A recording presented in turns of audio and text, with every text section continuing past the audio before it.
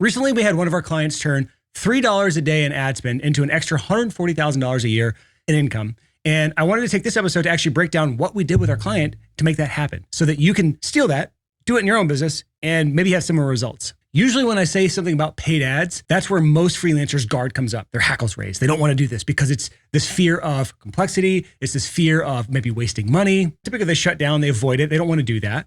And that leads to this kind of perpetual cycle of doing the same stuff you did yesterday that didn't work today and won't work tomorrow. And so you're in this Groundhog's Day of hell where everything is the same. There's this dissonance where you know you're good at what you do, but you see other people around you who are not quite at the skill level that you're at, who are doing better than you for some unknown reason. And no matter how good you get at your craft, your famine periods never seem to end and your calendar never gets filled up. I think between you listening and me talking here, we can both agree on something similar, where if you're not booked solid with your ideal clients and you're not doing anything new to fix that, the problem's not going to magically go away. If what you've been doing isn't working, something has to change.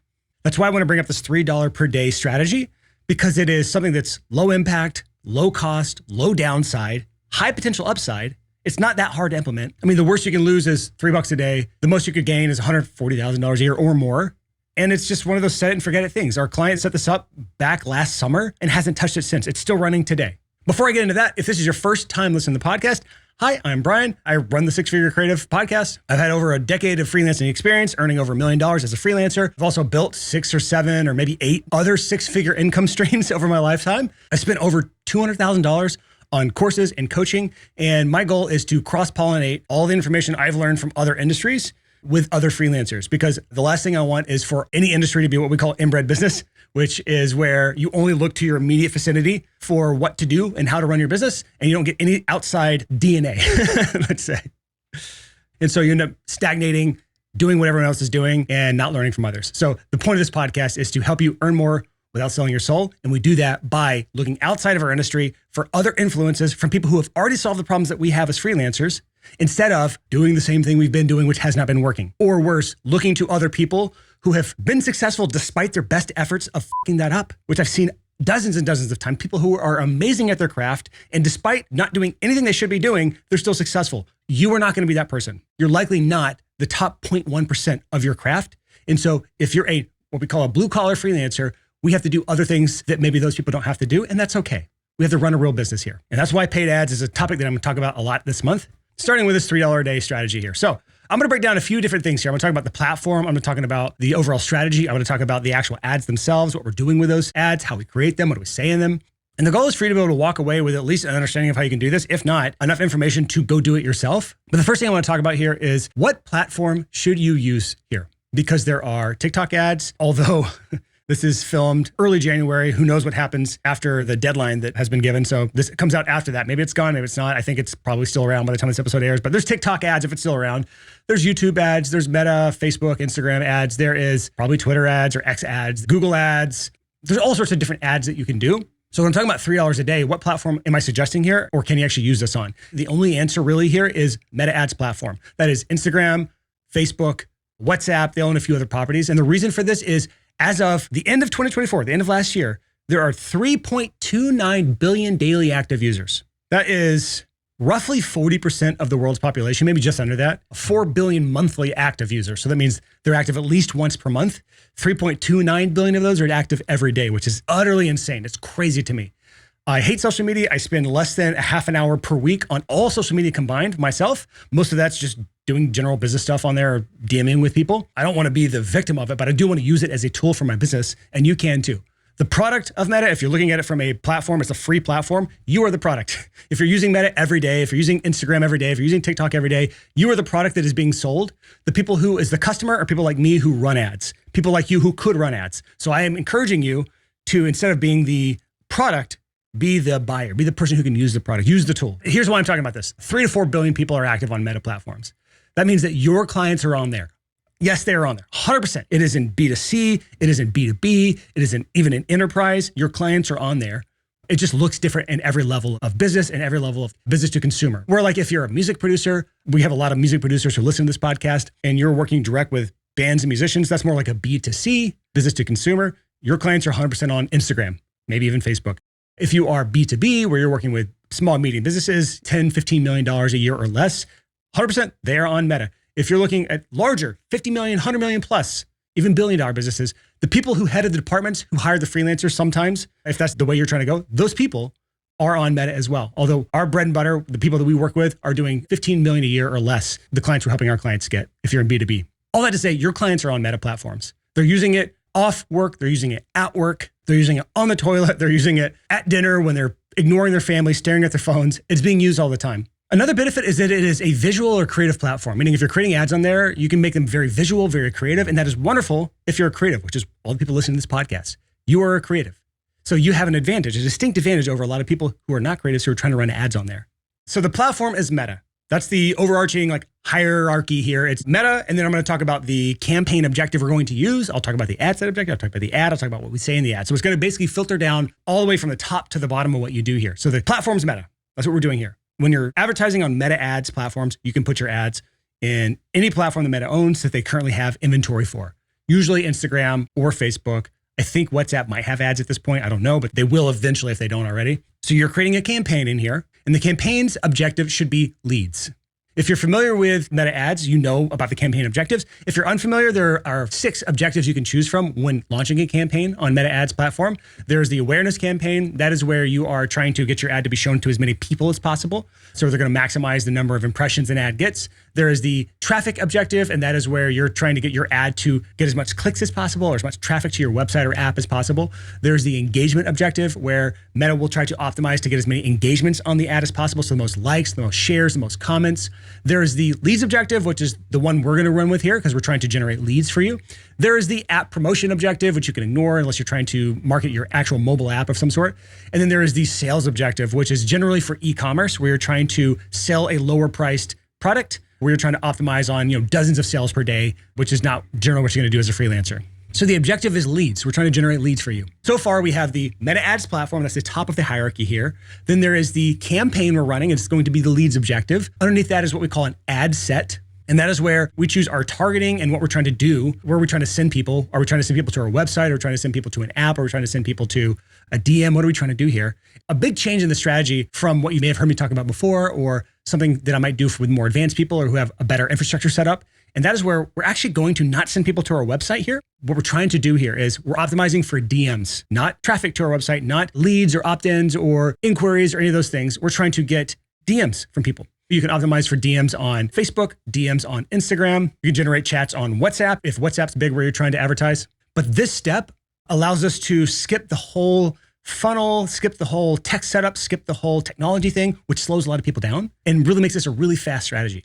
That's what my client did. He just set it up for DMs, and the whole goal of the ad is to get them to send him a DM, and he can have a chat conversation through DM and then turn that into a sales conversation and then close them. And he did that about 30 something times in a relatively short amount of time, just in a few months period. And again, we're at the ad set level. This is where we choose this in Meta ads. Also in the ad set level, we choose our targeting. Who are we trying to reach with this? And in many cases, when you hear me talk about paid ads, we're talking about cold advertising. We're going after a cold audience who's never heard of us. They don't know us. They don't like us. They don't trust us. That's where you really open up the floodgates if you're trying to really scale your business and get a lot of clients. However, the other way of doing it is what we call retargeting. And that is where we're trying to get people who already know of us, already probably like us, probably already trust us. And those are much easier to close, especially for people who are inexperienced with sales. Because selling to somebody who likes you, who's a warm referral, is infinitely easier than selling to someone who doesn't already know, like, and trust you. There's other things you have to do. You have to be better at sales, more confident. You have to be able to ask hard questions. It is a completely different process. And in this way, we're able to just target people who already know, like, and trust us. So the way we're targeting this ad set is we're just targeting people who have engaged with us on social media. So if you have an Instagram that has an amount of following, people who've liked, who have commented, who have maybe clicked read more on your Instagram or Facebook posts, things like that, anything that they've engaged with, you can find people who have engaged with your stuff the last day, the last 7 days, the last 15 days, up to the last year, 365 days. You can have anyone who's engaged with your social media account in the last 365 days, you can show them an ad. Also, if you've had a Meta pixel on your website, which if you've been listening to this podcast as long as some people here, you likely already have that. Meta has been keeping track of everyone who's visited your website in the last, I think 6 months, 180 days is the maximum there. And you can create retargeting audiences of anyone who has visited your website. Those are the two. That's really the only two you need. People who have engaged with your socials and people who have visited your website. There may be other situations where some people have audiences worth targeting, but 99% of people, that's the only two you need. And if you don't have a pixel on your website, or what Meta now calls a data set, if you don't have a pixel or data set on your website, able to create those audiences of people who have been to your website, then just go with social engagers. So we have the campaign objective. We have what's called the conversion location. We're not trying to send them to your website. We're trying to send them to a DM. So the conversion location is a DM on Facebook or a DM on Instagram or a DM on WhatsApp. Now we need to figure out, what are we going to say in the ads? Because that's honestly the most important part of this. The technology here, all this stuff I've talked about so far, very basic stuff. With 1 or 2 YouTube videos, you could likely settle this stuff up yourself up to this point, but the ads are the stuff that actually matters. With this client, we have 2 types of ads running. We have image ads, we have video ads. Both serve their purposes. Images are great for people who are scrolling, doom scrolling on the internet, and maybe they're in a place where they're just like doing stuff that's visual. They have other things going auditorially. They're in a loud place. They're at work. They can't do things with volume on. So images are a great place to convert those people. And then the videos are a great place where people are at home in a comfortable place where they can be loud and they have their volume up and they can hear what you're saying. But the image ad generally is just a photo of you doing your thing, or a you with a good professional photo, or a you in an informal setting. Again, whatever matches your brand is appealing to your ideal client is an image of you. That's it. And then underneath it or above it or somewhere around it on the actual image itself, it says something like this. I'll walk you through this kind of like fill in the blanks here. I'm looking for a few blank. So a few avatars, whatever you're trying to target here. It could be for you web designers. I'm looking for a few businesses. I'm looking for a few SaaS companies, whatever's in your audience. I'm looking for a few blank who want to blank, who want to launch your new website, who want to update your site, whatever the thing is that they want. What is the goal that they want to achieve? What is the thing that they've been putting off that they need to do finally? I mean, it's January now. If you're a fitness person listening, if you are a business owner and you're ready to finally take fitness seriously in 2025, again, that's a good thing to put there. And you're tired of blank, whatever the thing is they're tired of. It could be, again, if you're a web designer, you're tired of putting off your website. You're tired of trying to do it yourself, or you're tired of working with designers who never do what they say they're going to do, or missing deadlines, whatever the thing is they're tired of. And you're tired of blank, and you want me to personally blank, whatever the thing is you can personally do for them. You want me to personally walk you through a plan for fixing your site, or you want me to personally, again, put your fitness plan together for you for 2025 and personally help you reach your goals. Again, whatever the thing is, I'm using fitness because it's a universal example. And then your call to action, shoot me a DM and let's chat. Very casual, very easy to do. And that's it. That's the ad. That's the image ad. Anyone here could do some version of that for you in your specific situation. Now the other ad, this one tends to do a bit better because it's more personal, especially for people who maybe the image doesn't stop the scroll, but the seeing you talk, seeing your face, seeing your mannerisms. By the way, this actually works better if you have the right personality. In some cases, some of our clients aren't a natural in video, and that's okay. That's where the image can work better. But this client is a natural in video. The video is you in just a professional environment, whatever makes sense for your niche. Might be your home office, it can be outside, it can be a selfie, it can be inside. I've seen this all work. I don't really think the setting matters that much. Just make sure you have good lighting, be in front of a window, try not to have any glare on your glasses if you're doing glasses. I've experimented with professionally shot, edited videos and just selfie videos, and semi-professional like I'm doing here with the podcast in the studio where I have crazy edits or unsophisticated edits with just subtitles. Surprisingly, the worse it looks, the better it performs. That's the weird, crazy thing here. Obviously to a limit, but all I have to say is your iPhone holding it up in front of you is more than enough to do this. But if you are like me where you just can't make yourself look that bad, then you can set up a nice camera like this and do it in a setting like this where you have professional lighting. But in the video, you can say something similar to what the image said as well. But here's what he's doing in his video ad. It's similar to what I've talked through in this podcast before in other frameworks and other videos. This is nothing new for my listeners who've been around forever, but it's basically just some variation of this combination. It's ideal client plus clear result plus some sort of time frame plus risk reversal plus social proof plus call to action. And here's how it could look for you. I'll give you a few examples here, but here's my own basically. If you're a SaaS company, which is software as a service, I will create a brand new website for you in the next 30 days that increases your trial conversion rates by 25% guaranteed, or I'll work with you for free until we hit that number. Again, that is ideal client is SaaS companies. Clear result is a website that increases free trial conversion rates by 25%. Time frame is the next 30 days. Risk reversal is if we don't hit that number, I'll work with you for free until we do. The social proof could be something like, this is the same process we took company A through to increase their new trials by 75%. It sounds like something you're interested in, shoot me a DM and we can chat about it. Another way of doing this, if you don't have like results-based social proof, you just associated or you've worked with bigger companies, you can do something like, this is the same process we've implemented with companies like Google, Tesla, Apple, Facebook, whatever, just big names that are associated with it. If you want to work with me or you want to chat with me, shoot me a DM and let's chat. Something like that. So again, one more time, it's ideal client plus clear result plus time frame plus risk reversal plus social proof plus call to action. A lot of little things in there. It can be arranged any way that makes sense. And one small note there is if you don't want to do I'll work with you for free until you do, like a risk reversal thing, you can skip that. If there's like a ton of work to be done and you don't want to keep working for free or you don't want to do like a refund guarantee or anything like that, don't do it. You can also put the guarantee behind some sort of plan or roadmap you create for them. That's what we do with our clients. We want to make sure that they're happy with what we do before we do all this work to implement it with them. And if they're not happy with what we're going to do with them, then they're out $0. That's the way we do it. Ryan Coral was one of the guests we've had on the podcast before. He does this in the video world where he has a low ticket thing, low ticket being like $1,000, $2,000, which he sells on the front end, which is like a workshop, 1-2 day workshop, something like that. And if they come up with a plan that they're not happy with, they'll just refund them. And if they're happy with it, they can hire them for $100,000 to actually do the project in the video world. Like, again, it's a completely different offer, but he puts the guarantee on the lower price thing and makes it really easy foot in the door so that the $100,000 thing is a much easier yes. So that's another option for those of you who are doing B2B in a higher scale. Still perfectly valuable to do it like this. Think of things like, how can I versus like, oh, that won't work for me. Because I promise you, any client that we've had that had the mindset of that won't work because of X, Y, and Z, they do so much worse than the clients that we have that are like, that's weird. I don't know if that will work for me. Let me think about how that could work for me. Again, it's a thing where like you see an obstacle and you're thinking of all the reasons you can't get past it versus seeing the obstacles and your brain immediately goes to, here's all the ways I could get past that obstacle. So be the person who thinks of solutions, not reasons and excuses why that won't work for you.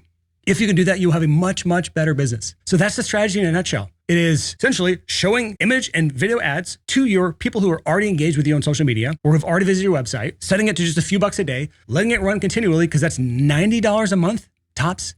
And if you are struggling so much that you can't spend 90 bucks a month just ongoing, then there's likely a lot of issues you need to fix before this will ever even work for you anyways. So I wouldn't do this strategy if I were you, if you're that strapped for cash, right?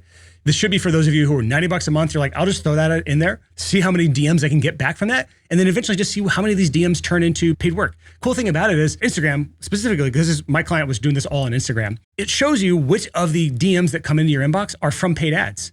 So it shows you that so you can easily keep track of how many of those you're closing and see if there's actually an ROI there. When you spend $3 a day and you get $140,000 in new clients, you never turn that off. You just keep going forever on that until you just stop getting any DMs whatsoever. So if you want our personal help setting this up, you feel like this is something that could be helpful for you, but you're like, I still have a bunch of questions, or I have a bunch of unknowns, or I would rather just have someone help me through this who've done this a bunch of times versus trying to figure it all myself.